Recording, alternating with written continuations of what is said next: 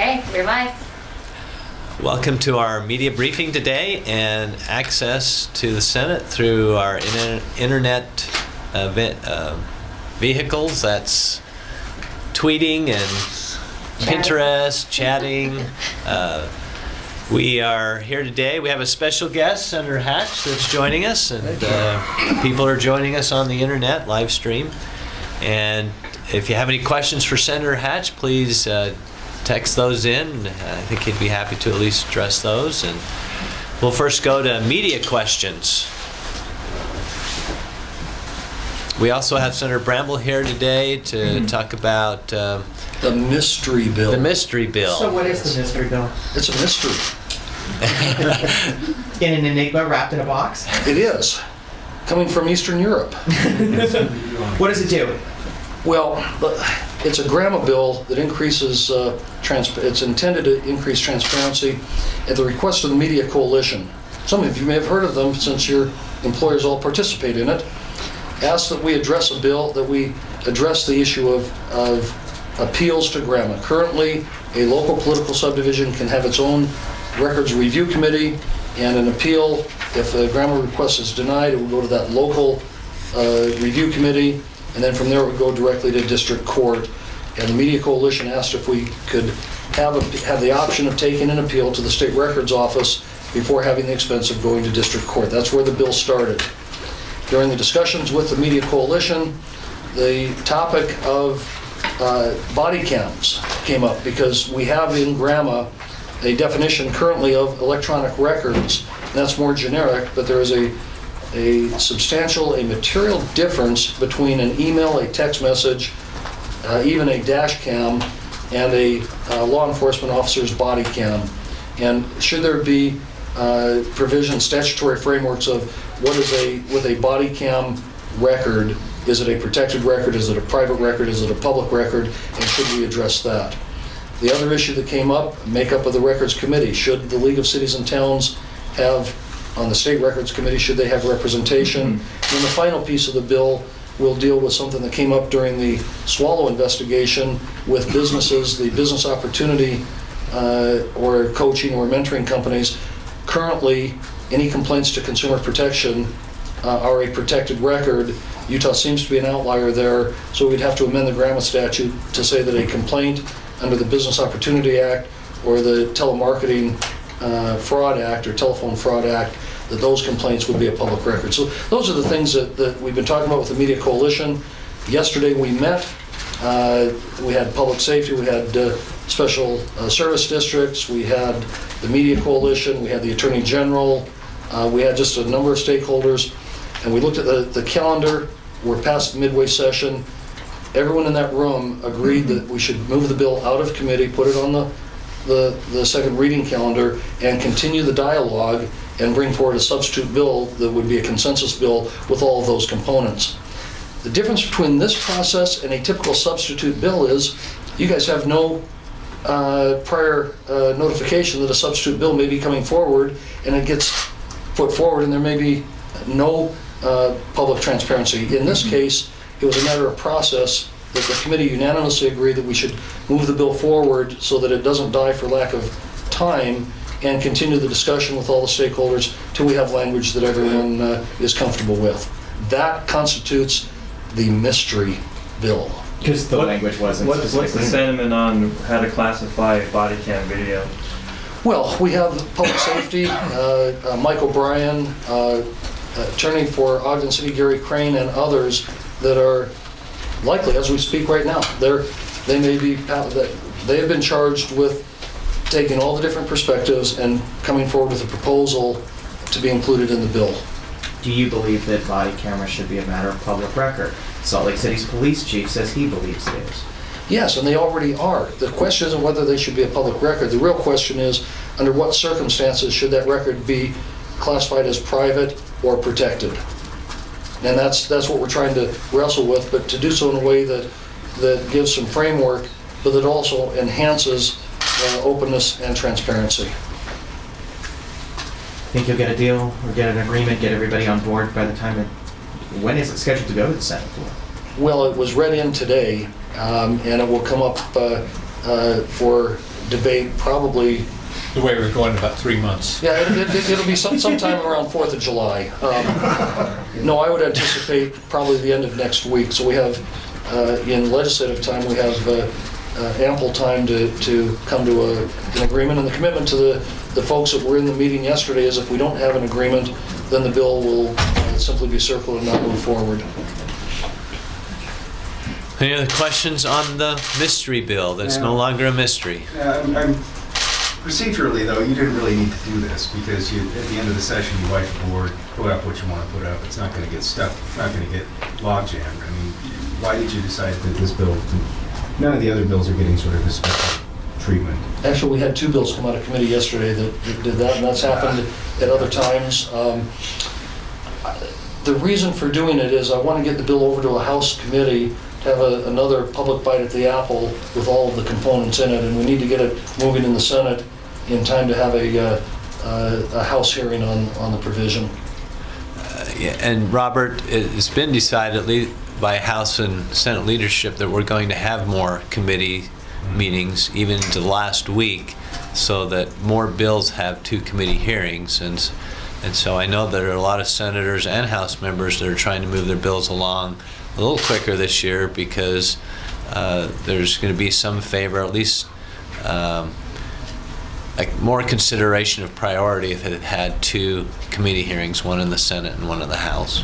Well, and Robert, in this particular case, the bill 157 could have passed out of committee yesterday with the current language dealing only with the appeals board, and it would have moved to the floor of the Senate, and no one would have been the wiser. We would have then brought forward a substitute in a week and a half, introduced it, substituted it, and would have done the same thing that we're doing now. The only difference is there wouldn't have been this discussion about what that substitute is intended to include. Okay. The Other mystery to me questions? is why it's a mystery. Because our lawyers don't tell us jack squat. You understood. Make sure we got that on the record. Yeah, get that on camera. Other questions? I'm twittering. I wanted to inquire the status of the religious liberties non-discrimination bills. I don't know if anybody who's working on those bills is present, but I certainly wondered if We have Senator Adams with Senator us. Adams. Senator, take the hot seat. Yes, please step into our office. Senator Bramble has warmed it up for you. Well, I just warned you, your bill might be a mystery to him. It's always a mystery. Yeah, to it us. always is. We're moving ahead. We've actually started talks. So Representative D, Senator Urquhart, Nabakis, and myself, we've been talking. I think we've been working down through the issue. There's, it's so apparent that fairness for all, freedom for all, the concepts of trying to find a process that allows everyone to be respected and to allow, especially in employment and housing, to have the proper facilities and protections. I'm somewhat optimistic that somehow we'll move forward with something, and it's going to be very, very difficult, but the challenge is always in the detail, and that's what we're working on right now, and we're trying to work through those details and making sure that we get something done. Will it include the words LGBT, or the letters, I should say? Yeah, we're working through that. I believe it probably will. Okay. Will it include anything from Representative Christensen's bill? Or is that DOA? I've read so many bills and ideas. I think we're going to take the best of everything we possibly can, and use the best minds and the best processes, and as we get out, it'll be a refining process even as it moves through the system. So I think to characterize what portion of what would be inappropriate right now, but to say that we're trying to find the best possible solution. And in Utah, I mean, we've done miraculous things, and quite honestly, if we find a way to merge these things together, I think it will be a little bit miraculous. And again, the efforts of the LDS Church can't go anywhere but underscored as to their leadership and what they're trying to do. So anyway. So I want to be clear. This is going the final product you anticipate will include the words sexual orientation and gender identity. Well, we don't have a final product yet, so I think we're jumping the gun, okay? But we're gonna, it's sure a possibility. Okay. You know, we do some pretty amazing things. My hope is, as we move through this process, that this is not only a model for Utah, if we can get it done, it's a model for elsewhere in the United States. Do you think that this bill will, whatever's between you and all the parties, will go through the House, which obviously has at least Well, one, if not represented more D's in votes? the meetings, I can't tell you if any bill will make it through the House. In fact, I can't tell you any bill will make it through the Senate. I do know that though, as you try to do this, there'll be people that are unhappy, there'll be people that'll be happy, and I may walk out of the session without any friends. So that may be how it is. Oh, you went in? Senator Main, do you have a view on? We got Senator Main here from our minority caucus. Any thoughts on that? I appreciate that. Yes, it's. I represent Current, West Valley, and Taylorsville. We've had non-discrimination for years. It's not an issue for us. It's not an issue for everyone in the state. It hasn't. It just hasn't. It has been a non-issue to us. And like I say, I think it's about 4 or 5 years that we've had it in my entities, and so we're there. I'd like to speak about 199, our favorite bill. Oh, It's 199. 199. It is the bill that's going to come up next week, and it is there's been 3 of them, kind of the trinity of township bills. We passed 2, and this will be, it will have protections for townships. It'll have new levels of council in Salt Lake County. It's been worked on for months and months and months and months. So we think we have a good product, and it's going to ensure the boundaries for the townships, give guidance, and it's going to have elections. It's going to be a fun bill. I don't know if it's a surprise bill, but I think not as Senator Bramble.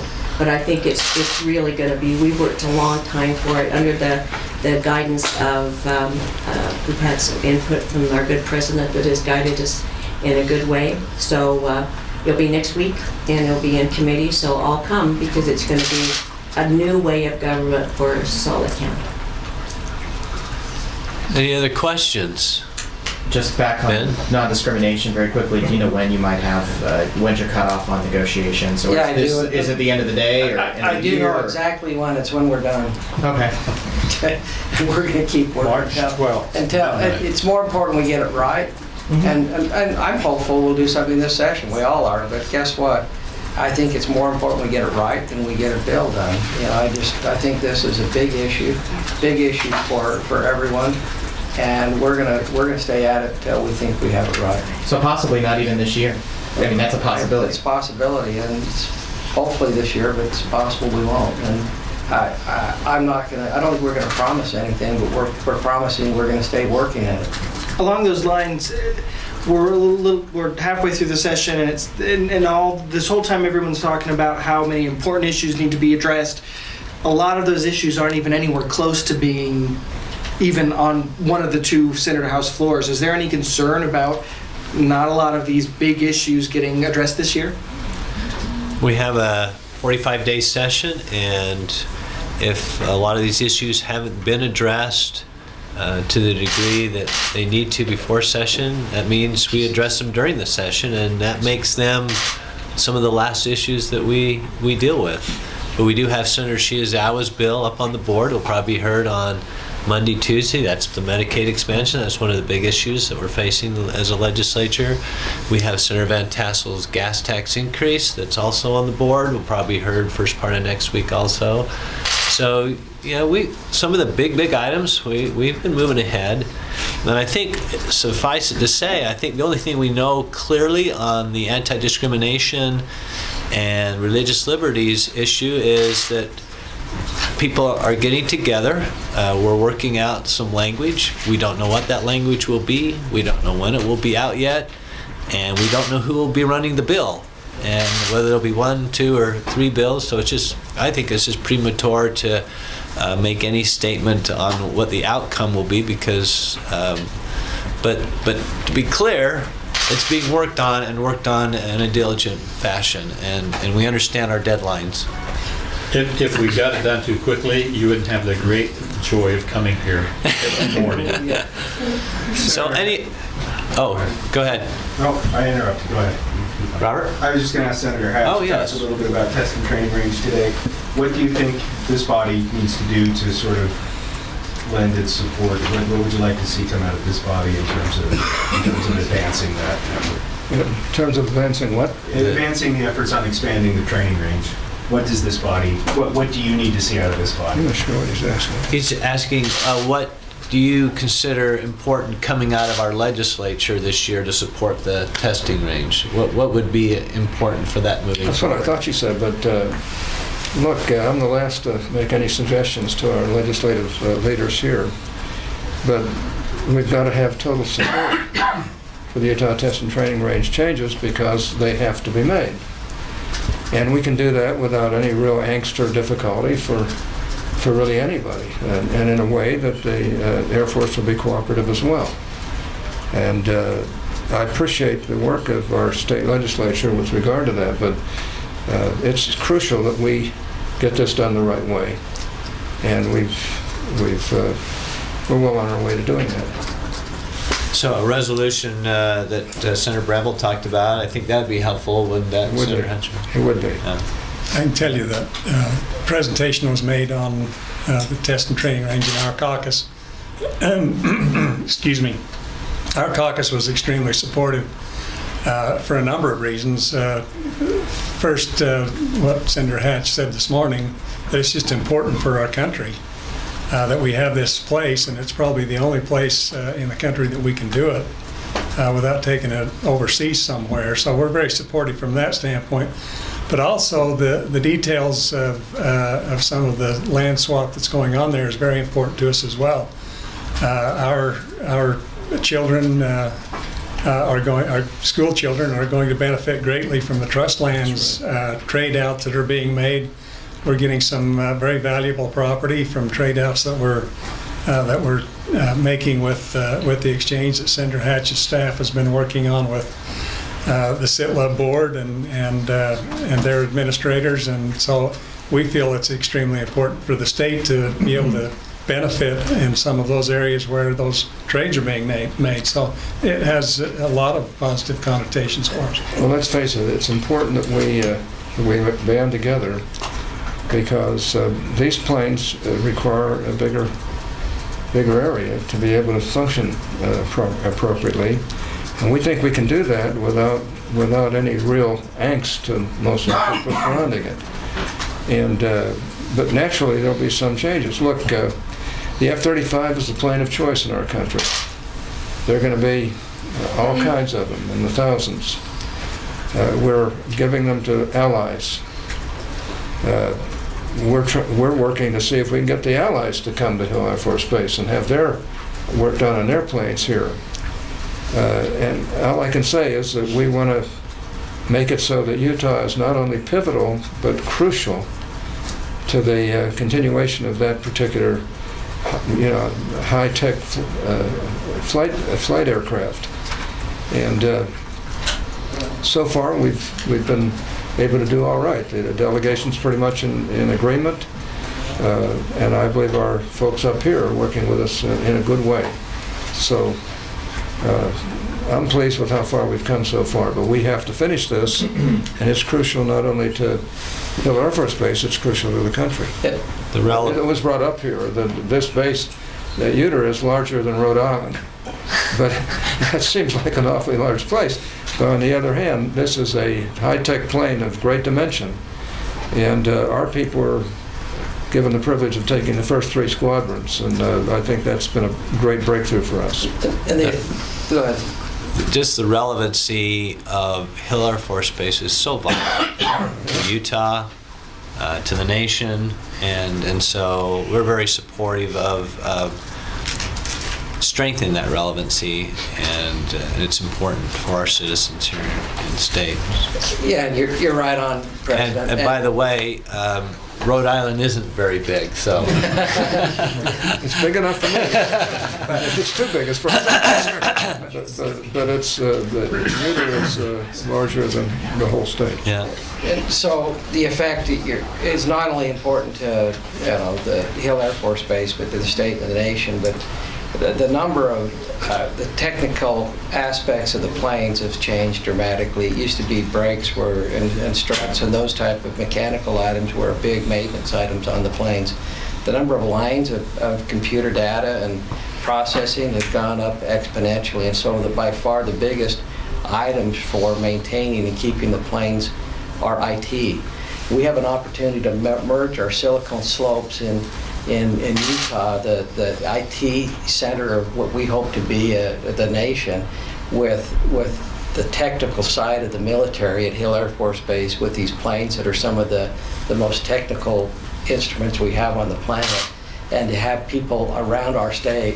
I think there's a synergism that will happen between the IT side of what's going on with Micron and Adobe and eBay and the others with the military, that we have that opportunity in Utah that we've just, along with the test and training range, to merge them together and have an unbelievable economic impact. That's a very good point. I'm the chairman of the National Republican Senatorial High-Tech Task Force, and we have really one of the best software offices in the world right there at Hill Air Force Base. It's one of the things that really makes Hill Air Force Base so important.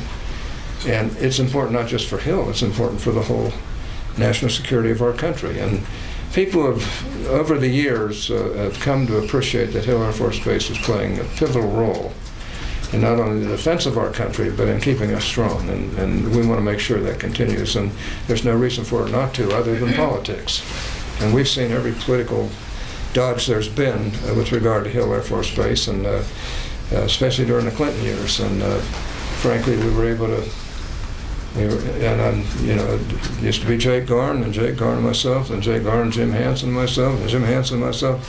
Then right on through all the current delegation and that I belong to, and we've all worked in unison with. And let me tell you, the Air Force is tremendously impressed with our core group up there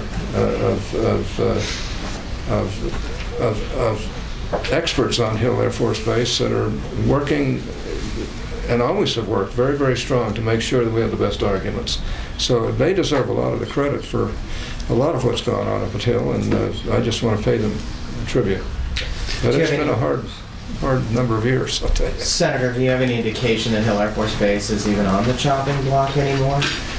I don't think it's on the chopping block. It's too crucial, not only to the Air Force, but to the national security plans of this country. And that's just as far as I can go in public. But no, but we can't afford to ever let those who want to kill Hill rear their ugly voices again. I mean, we've got to stay unified. We got to make sure that our citizens in the state understand how crucial it is, and that the members, that all the citizens in this country know that this is crucial to the defense of the United States of America. And that's not to disregard how important the other two air logistics commands are. They're very important too. But I don't think we can do it with less than three. And you're certainly not going to be able to do without Hill Air Force Base and the future plans that the Air Force has in going forward. We'd like to wrap up our media briefing today, but we'll stick around if you have some further questions. We'd like to thank Senator Hatch for being with us. It's been a pleasure to have him, and I don't think we received any questions from our viewers, but thank you for being with us today, and we'll be back tomorrow. Thanks everyone for participating. Thank you. Thank you to have you with us.